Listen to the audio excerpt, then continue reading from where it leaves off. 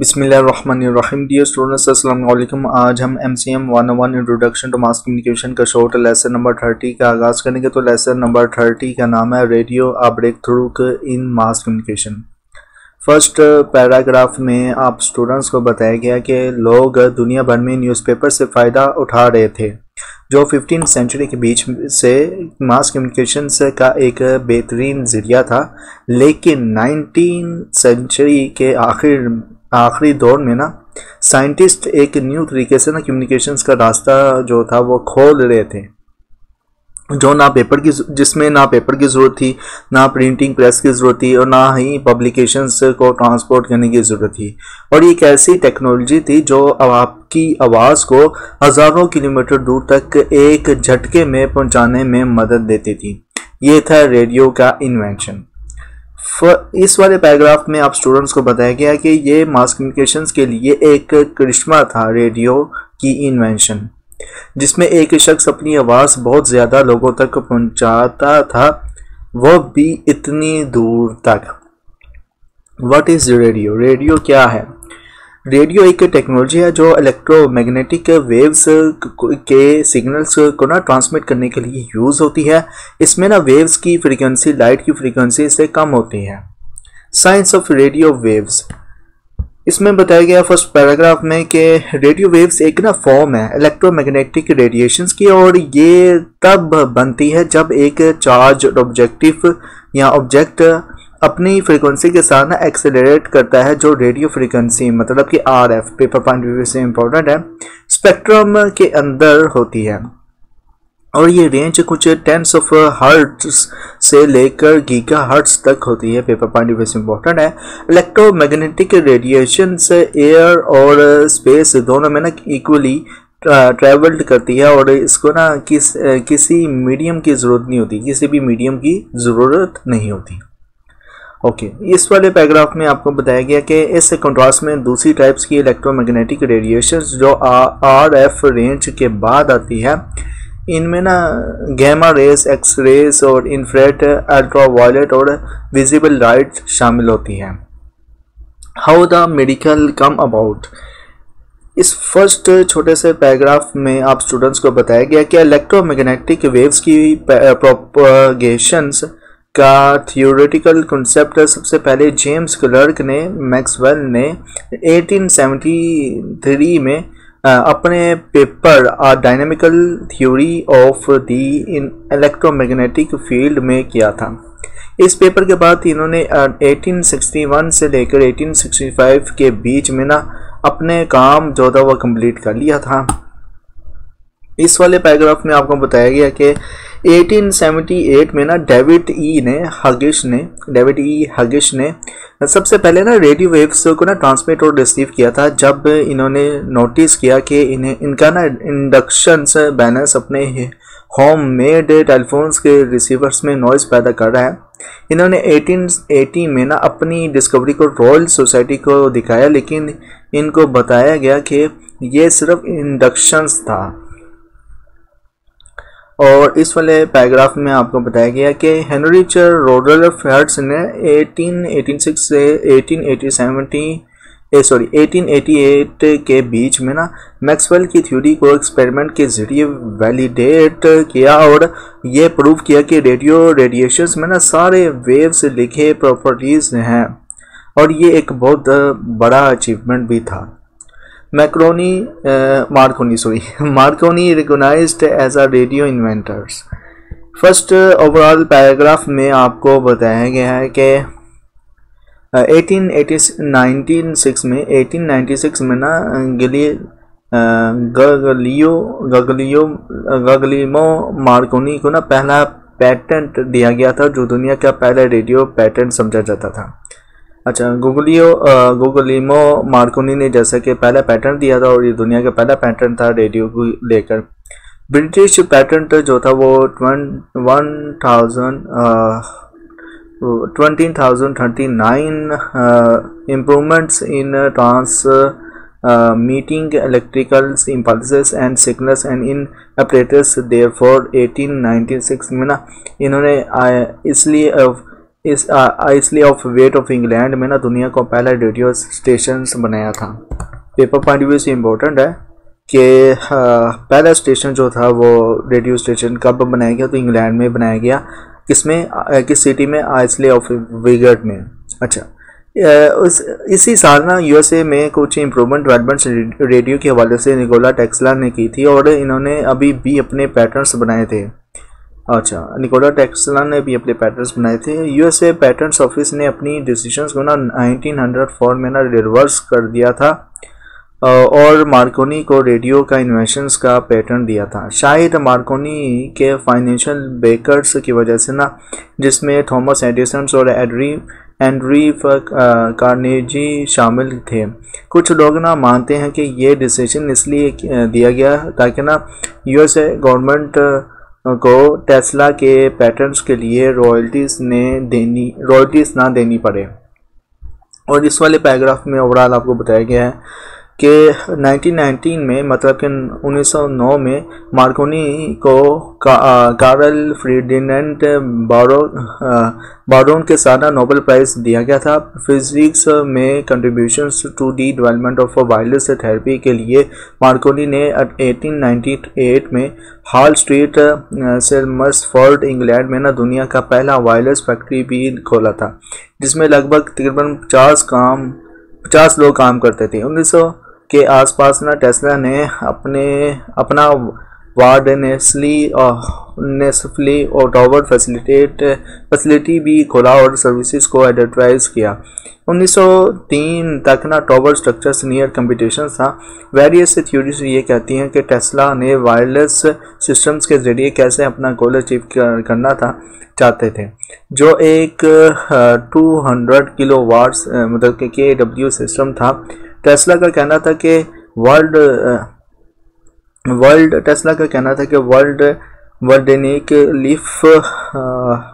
World system of transmitters का हिस्सा होता है। Secure multi channel transceiving universal navigation time synchronisation और ग्लोबल लोकेशन सिस्टम्स के लिए काम करेगा। उधर वर्क्स एक्नॉलेजमेंट के फर्स्ट पैराग्राफ में आप स्टूडेंट्स को बताया गया कि 1894 में 1894 में ब्रिटिश साइकिट्स सिर्फ ओलिवर लॉज ने रेडियो वेव से सिग्नलिंग करने की पॉसिबिलिटीज डेमोन्स्ट्रेट की थी, एक डिवाइस का यूज़ करते हुए जो कोरियर कहलाता था। ये ट्यूब आयरन फिलिंग से बाहर होती थी। ट्रांसमिटरल कैल्जुनची ओनिस्टी ने इटाली में 1884 में ना इन्वेंट की थी। फ्रांस के एडवर्ड ब्रानली और रशिया के अलेक्जेंडर सपोव ने लेटर ऑन इस कोरियर की इम्प्रूव्ड वर्जन्स बनाई थी पॉव, जिन्होंने कोरियर्स पर based practical communication system develop किया था। अपने मुल्क में रेडियो का इन्वेंटर्स समझा जाता था। इस वाले पैराग्राफ में आप स्टूडेंट्स को बताया गया कि क्रिसमस ईव ने 1906 को रीजनल प्रेसिडेंट ने पहला रेडियो ऑडियो ब्रॉडकास्ट हिस्ट्री में ट्रांसमिट किया था। ब्रैंक रॉक मैसाचुसेट्स से शिप्स जो समुद्र में थे, इन्होंने एक ब्रॉडकास्ट सुना था जिसमें ना प्रेसिडेंट ने वॉयलिन पर ओ होली नाइट गा रहे थे और बाइबल का एक हिस्सा पढ़ रहे थे। दुनिया का ना पहला रेडियो न्यूज़ प्रोग्राम 31 अगस्त 1920 को स्टेशन 8M के ने डिट्रॉइट मिशिगन से ब्रॉडकास्ट किया था। पेपर पॉइंट व्यू से इंपॉर्टेंट है। दुनिया की पहली जो रेगुलर वायरलेस ब्रॉडकास्ट जो एंटरटेनमेंट के लिए थी वो थी 1922 में मार्कोनी रिसर्च सेंटर राइटल्स चेल्मसफोर्ड इंग्लैंड से शुरू हुई थी। पेपर पॉइंट व्यू से इंपॉर्टेंट है। ये वही जगह थी जहां दुनिया की पहली वायरलेस फैक्ट्री थी। ओके, इस वाले पैराग्राफ में आपको स्टूडेंट्स को बताया गया कि शुरुआत जो थी रेडियो ट्रांसमीटर्स की पूरी पावर को ना कार्बन माइक्रोफोन के ज़रिए यूज़ करती थी। कुछ अर्ली रेडियोस ने एम्पलीफिकेशन से किया था इलेक्ट्रिक करंट या बैटरी के ज़रिए, लेकिन 1920 तक सबसे कॉमन टाइप का रिसीवर क्रिस्टल सेट था। 1920 में ना एम्पलीफाइंग के वैक्यूम ट्यूब्स ने रेडियो रिजर्व और ट्रांसमीटर्स को रेवोल्यूशनाइज किया था।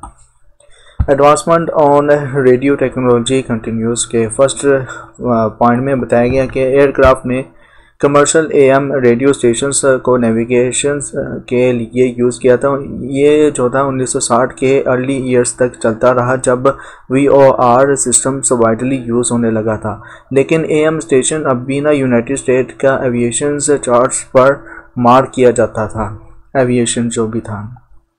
इसमें सेकंड पॉइंट में बताया गया कि 1930 के अर्ली ईयर्स में ना सिंगल साइड बैंड और फ्रीक्वेंसी मॉड्यूलेशन एफएम को ना अमेच्योर रेडियो ऑपरेटर्स ने इन्वेंट किया था। 10 साल के अंदर ये कमर्शियल मोड्स बन गया था। ओके, थर्ड पॉइंट में आपको बताया गया कि 1900 मतलब कि रेडियो का यूज़ 1920 में ना पिक्चर्स को ट्रांसमिट करने के लिए किया गया था। ओके, और ट्रांसमिट करने के लिए किया गया था, जो बाद में ना टेलीविजन्स की तरह विजिबल होती थी। नॉर्थ अमेरिका और यूरोप में ना स्टैंडर्ड एनालॉग ट्रांसमिशन 1940 में शुरू हुआ था। फोर्थ पॉइंट में आपको बताया गया कि 1950 में रीजेंसी ने पॉकेट ट्रांजिस्टर्स रेडियो जो था TR1 इंट्रोड्यूस किया था, जो स्टैंडर्ड 22.5 बैटरी से चलने वाला था। और फिफ्थ पॉइंट में आपको बताया गया कि 1960 में सोनी ने अपना पहला ट्रांसिस्टराइज्ड रेडियो इंट्रोड्यूस किया था, जो वेस्ट पॉकेट में फिट हो सकता था और छोटी बैटरी से चलता था। ये ड्यूरेबल था क्योंकि ना इसमें ना कोई ट्यूब्स नहीं होती थी जो जलती है। अगले 20 साल तक ना ट्रांजिस्टर ने ट्यूब्स को ना ऑलमोस्ट कम्प्लीटली रिप्लेस कर दिया था। सिर्फ हाई पावर या हाई फ्रिक्वेंसी यूज़ करने के लिए ट्यूब्स का यूज़ हो रहा था। 1963 में कलर टेलीविजन का कमर्शियल ट्रांसमिशन शुरू हुआ था और पहला रेडियो कम्युनिकेशन सैटेलाइट टेलस्टार्स लॉन्च किया गया था। 1960 के लिए ना 1960 के लेट ईयर्स मतलब कि आखिरी साल में ना USA long distance telephone network ने डिजिटल नेटवर्क में ना कन्वर्ट होना शुरू किया था और अपनी लिंक्स के लिए डिजिटल रेडियोस का यूज़ किया था। ओके, मज़ीद 1970 में लॉरेन रेडियो ने नेविगेशन सिस्टम्स का प्रीमियर सिस्टम बन गया था। जल्द ही यूएसए नेवी ने सैटेलाइट नेविगेशन के एक्सपेरिमेंट करना शुरू कर दिया था, जो 1987 में जीपीएस कंसल्टेशन की इन्वेंशन और लॉन्च के साथ कल्यूमिनेट हुआ था। 1990 के अर्ली ईयर्स में ना एमेच्योर रेडियो एक्सपेरिमेंटर्स ने पर्सनल कंप्यूटर्स के साथ ऑडियो कार्ड्स का यूज़ करके ना रेडियो सिग्नल प्रोसेस करना शुरू किया था। 1994 में यूएसए आर्मी और डार्पा ने एक एग्रेसिव और सक्सेसफुल प्रोजेक्ट लॉन्च किया था, जिसमें सॉफ्टवेयर रेडियो डेवलप किया गया था, जो सॉफ्टवेयर के थ्रू अपने आप को बदल सकता है। 1990 के दौरानिए में मतलब कि 1990 के लेट ईयर्स में ना डिजिटल ट्रांसमिशंस को ब्रॉडकास्टिंग में अप्लाई किया गया था। World graph radio for uh range of uses में आपको फर्स्ट पॉइंट में बताया गया कि एएम ब्रॉडकास्ट रेडियो म्यूज़िक और वॉइस को मीडियम फ्रीक्वेंसी मतलब कि MF 0.300 मेगाहर्ट्ज़ और से लेकर 300 MHz से ना रेडियो स्पेक्ट्रम में सेंड करता था। एएम रेडियो में ना एम्पलीट्यूड मॉड्यूलेशंस होती थी, जिसमें ना माइक्रोफोन के ज़रिए लाउड साउंड्स ट्रांसमीटर्स के पावर को वाइड फ्लक्चुएशंस देता है, जबकि ना ट्रांसमीटर्स फ्रीक्वेंसी चेंज होती है। ट्रांसमिशंस को ना स्टैटिस्टिक से इफेक्ट होता है क्योंकि ना लाइटिंग और दूसरी रेडियो वेव्स सोर्स इनके वेव्स को ना ट्रांसमीटर की वेव्स के साथ मिक्स करती हैं। सेकंड पॉइंट में बताया गया है आपको कि एफएम ब्रॉडकास्ट रेडियो म्यूज़िक और वॉइस को ना ज़्यादा हाई क्वालिटी के साथ ट्रांसमिट करता है।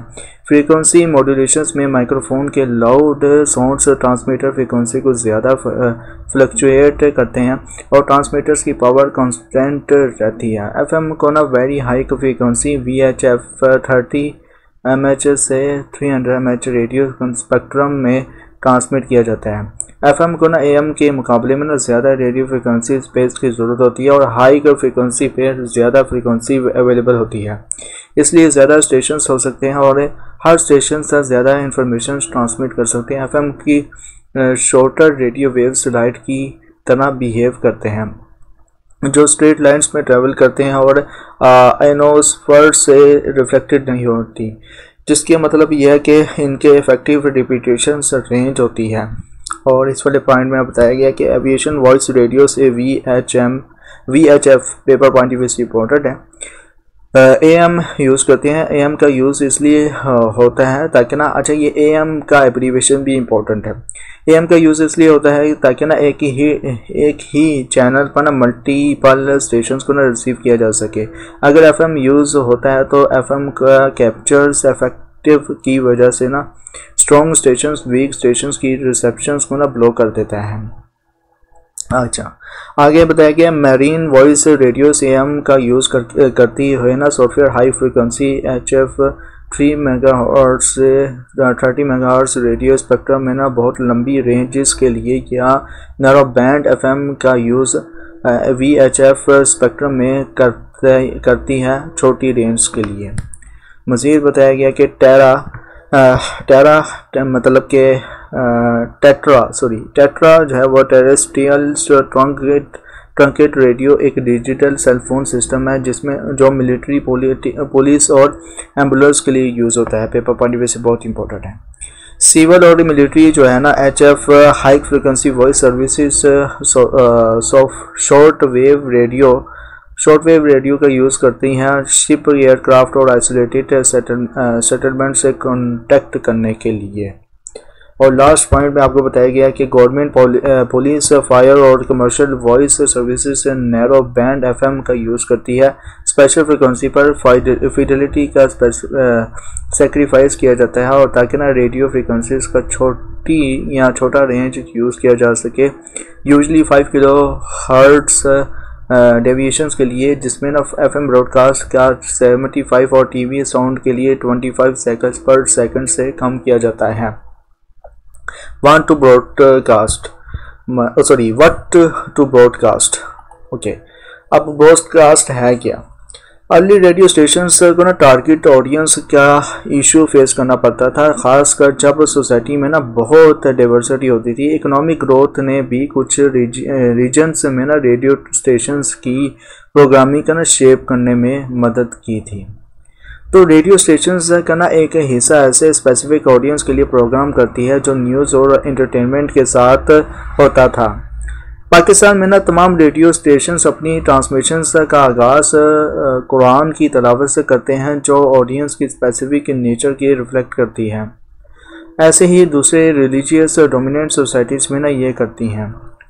अब इसमें है डिस्ट्रीब्यूशंस ऑफ टाइम भी शामिल होता है, मतलब कि ब्रॉडकास्टिंग में अब क्या क्या शामिल होता है। डिस्ट्रीब्यूशन ऑफ टाइम है, रिलीजियस प्रोग्राम्स है, न्यूज़ एंड व्यूज़ हैं, एंटरटेनमेंट्स हैं और आज भी चल रहे हैं। अक्सर जब मैं निकालता हूँ रेडियो सुनता हूँ तो अक्सर फिर सुबह के वक्त वाकई कुरान ही चल रहा होता है, फिर रिलीजियस प्रोग्राम्स, फिर न्यूज़पेपर्स न्यूज़ होती है, फिर एंटरटेनमेंट या एजुकेशन वगैरह। अच्छा, डिस्ट्रीब्यूशन ऑफ टाइम के हवाले से सबसे पहले ये है कि आपका फॉर रिलीजियस प्रोग्राम शामिल होता है, मतलब कि रेडियो स्टेशंस अपने प्रोग्राम्स में ना रिलीजियस कंटेंट भी इंक्लूड करते हैं। न्यूज़ एंड व्यूज़ के हवाले से न्यूज़ एंड व्यूज़ को भी ब्रॉडकास्ट किया जाता है। और इंटरटेनमेंट में ये होता है कि इसमें ना म्यूज़िक, प्लेस, चिल्ड्रंस और वुमेन के प्रोग्राम भी शामिल होते हैं।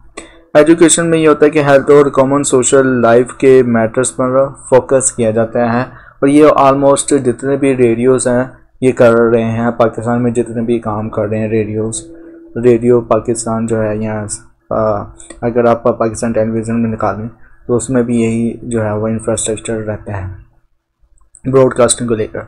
अब पेपर पॉइंट ऑफ व्यू से इसमें क्या क्या इंपॉर्टेंट आप स्टूडेंट्स को बताऊँगा।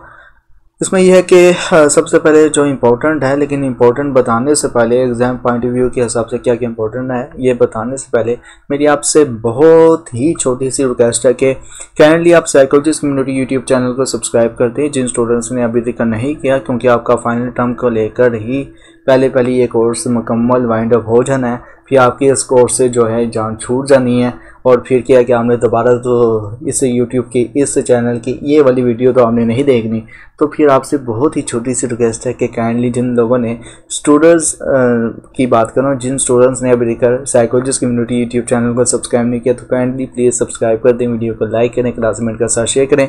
अगर ऑलरेडी आपने सब्सक्राइब किया हुआ तो काइंडली दूसरे स्टूडेंट्स को भी रेफर करें कि kindly psychologist community YouTube channel को सब्सक्राइब करें। इसके अलावा अगर आपको मॉडर्न और इस्लामिक साइकोलॉजी के बारे में जानने में इंटरेस्टेड है तो इसी वीडियो के डिस्क्रिप्शन में आपको Inner Psychoflix YouTube channel powered by psychologist community, तो इनर साइकोफ्लिक्स यूट्यूब चैनल को सब्सक्राइब करें।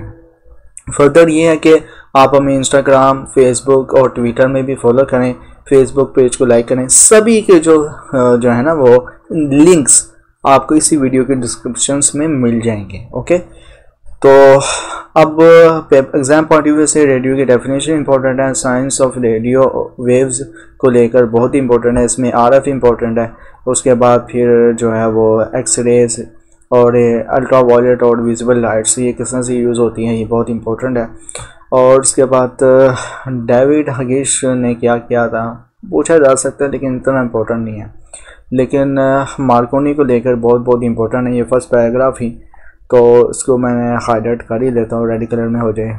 ओके, उसके बाद फिर यहाँ पे जो है वो अदर वर्क एक्नॉलेजमेंट। अच्छा, इसमें मैंने ये ज़्यादातर ना आपको हाईलाइट पॉइंट दिख रहे होंगे इसके इस लेसन को लेकर, क्योंकि मुझे ऑलमोस्ट सभी ही इंपॉर्टेंट लगे हैं। वो इसलिए लगे हैं क्योंकि ये जनरल नॉलेज इंफॉर्मेशन से स्पेसिफाइड, और ये जनरल नॉलेज इंफॉर्मेशन अगर देखी जाए तो ये आपके बहुत से क्वेश्चन एमसीक्यूज के हिसाब से भी क्रिएट कर सकती है अगर देखा जाए नेचुरली तौर पर। तो एक तो ये बात होगी, और सेकंड ये है कि जैसे कि मैं बता रहा था एग्जाम पॉइंट ऑफ व्यू से क्या क्या इंपॉर्टेंट है। और ये देखें, Markovnikov open the world first wireless. किसने, अगर मैं पूछ लूँ कि वायरलेस सबसे पहले किसने ओपन किया था तो मार्कोनी ने किया था। इसी तरह मार्कोनी के अगर मैं कोई भी पैराग्राफ को उठा लूँगा ना तो कोई ना कोई एक जनरल नॉलेज की इन्फॉर्मेशन हो जाएगी। अब किसने सबसे पहले नोबेल प्राइज़ हासिल किया रेडियो की इन्फॉर्मेशन को लेकर, तो ये भी इम्पोर्टेंट है। 1909 में हासिल किया था। किसने हासिल किया था? मार्कोनी ने किया था। किसके साथ किया था? कार्ल फ्रीडनेंट ब्राउन के साथ किया था। तो ये इम्पोर्टेंट है, जनरल नॉलेज वाली इन्फॉर्मेशन है, तो ये दिमाग ख़राब कर देती है ऑलमोस्ट। इनको याद रखना बड़ा एक काम होता है। अब डार्पा क्या कौन सा अदारा है? डार्पा जो है वो यूएसए का अदारा है। क्या काम करता है? ये aggressive successful project to construct a software radio के बारे में इसने काम किया था। लोरन क्या है? लोरन जो है वो एक प्रीमियर रेडियो नेविगेशन सिस्टम है, इम्पोर्टेंट है।